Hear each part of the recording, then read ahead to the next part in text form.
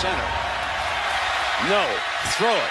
End zone. This was the final play of the BCS era, and perhaps the greatest play to come out of this era of college football. You guys have enjoyed the other videos on season recaps, so today we are going to go back to the last year of the BCS, the 2013 season. Now, how did we get here? During this era of college football, you really couldn't talk about college football. You really couldn't talk about the sport without Nick Saban and Alabama. Coming off last year's back-to-back national championship, Nick Saban and Alabama were on top of the world, destined for a three-peat for this next season. Sure, the Tide had lost some key players like Eddie Lacy and Robert Lester, but overall, they were reloaded and the defense looked as good as ever, led by All-American linebacker C.J. Mosley. Plus, the offense had a now very experienced A.J. McCarron at quarterback, with last year 1,000-yard receiver Amari Cooper to throw to. To start the season off, Alabama got revenge on Johnny Manziel and the Texas A&M Aggies from the 2012 season. Later, the Tide hosted number 10 LSU. They won pretty easily, and it looked like Alabama was destined for that three-peat. That is until they met their bitter rivals in the Iron Bowl. The Auburn Tigers were coming off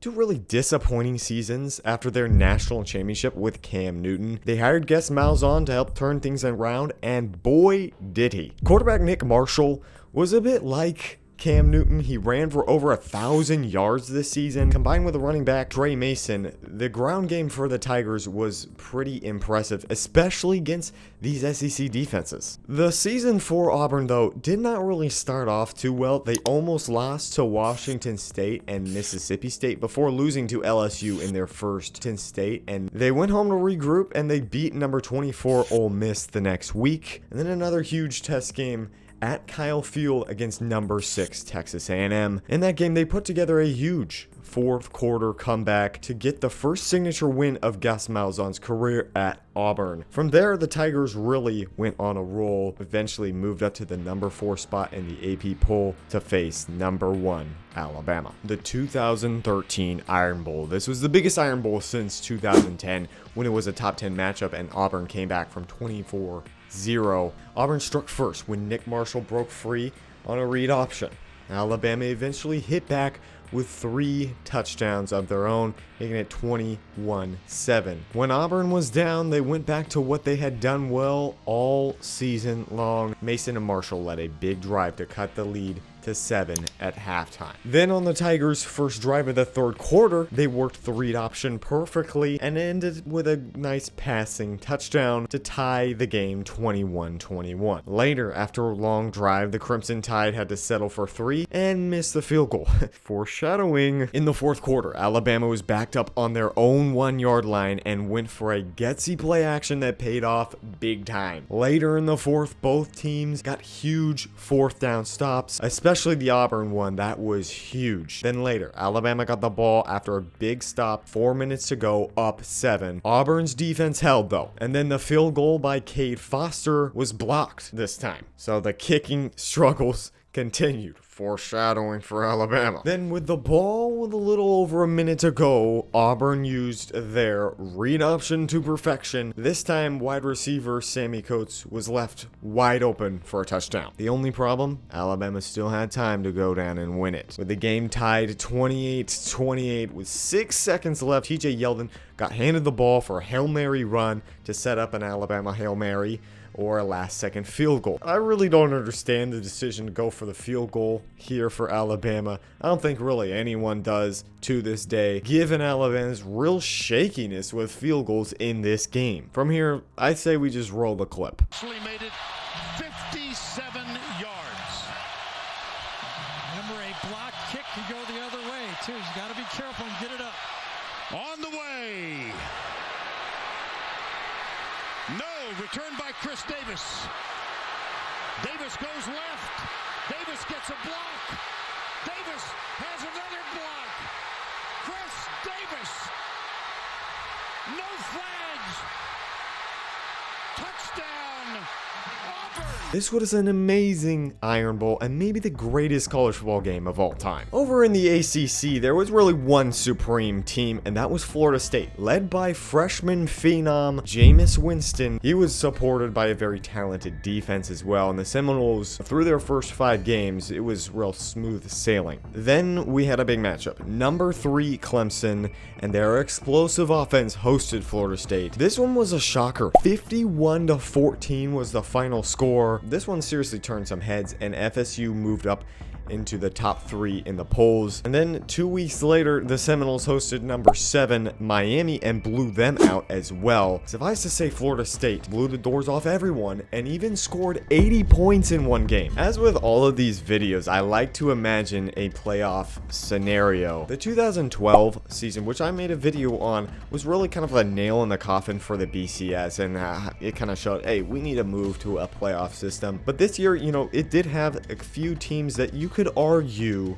should have made the playoff as well, instead of just the top 2 teams being Auburn and Florida State. Let's head to the Big 12 and a team with an explosive offense. 2013 was kind of the middle of this nice little run Baylor had.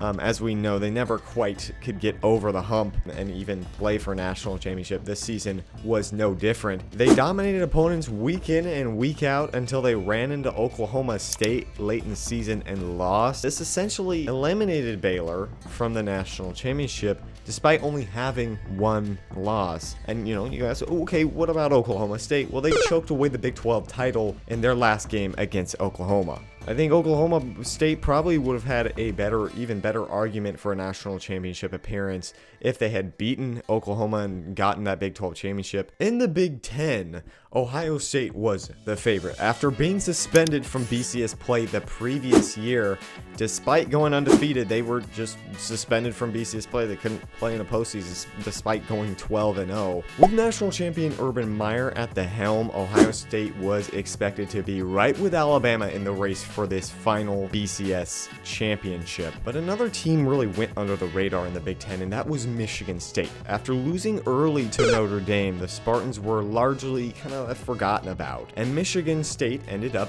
in the Big 10 championship game as underdogs to number 2 Ohio State. Down 24-17, Michigan State locked in, came back, and won. Michigan State ended 12-1. Between Baylor and Michigan State, hindsight really tells us Michigan State definitely really should have had a shot at that national championship, given that they beat Stanford in the Rose Bowl, and while Baylor lost to UCF in their bowl game. Overall, this year, like many other years in that BCS era, would have been great for a 4-team playoff. Let me know what you guys think. Should there have been a 4-team playoff? This was a great national championship to end the BCS era, though. In the first half, Auburn was having their way. They were able to run the ball well, like they had all season, and on the other side, they contained Jameis Winston and that explosive FSU offense, and it took a fake punt from Florida State to put together a touchdown drive at the end of the first half. Jimbo Fisher and his team took that little spark into halftime though, and the defense came alive in the second half. The third quarter was just 3-0 for Florida State, and after cutting Auburn's lead 21-20,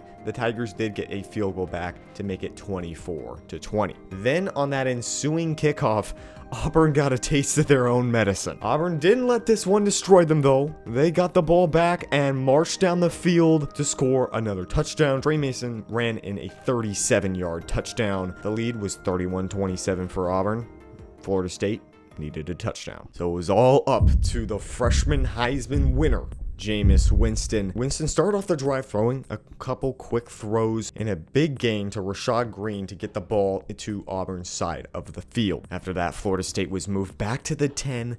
Winston dropped back and the throw was incomplete. There was a flag though on the play, this time against Auburn, on the hero of the Iron Bowl, Chris Davis. Then on the next play, Center. No, throw it. End zone, jump ball, touchdown! This game, in my mind, is undoubtedly probably the greatest game in the BCS era. You know, greatest national championship game. This is really up there with the USC and Texas game. You know, you can really kind of battle out with those ones. But this national championship game was in the Rose Bowl, just like the USC and Texas game was. Rose Bowl, just greatness happens in the Rose Bowl. Even though it had many, many flaws, the BCS chose a great final game to go out on. Thank you guys for watching this video. Make sure to like and subscribe, and if there's another season you'd like me to cover, make sure to leave it down in the comments below. Thank you guys for watching. Peace.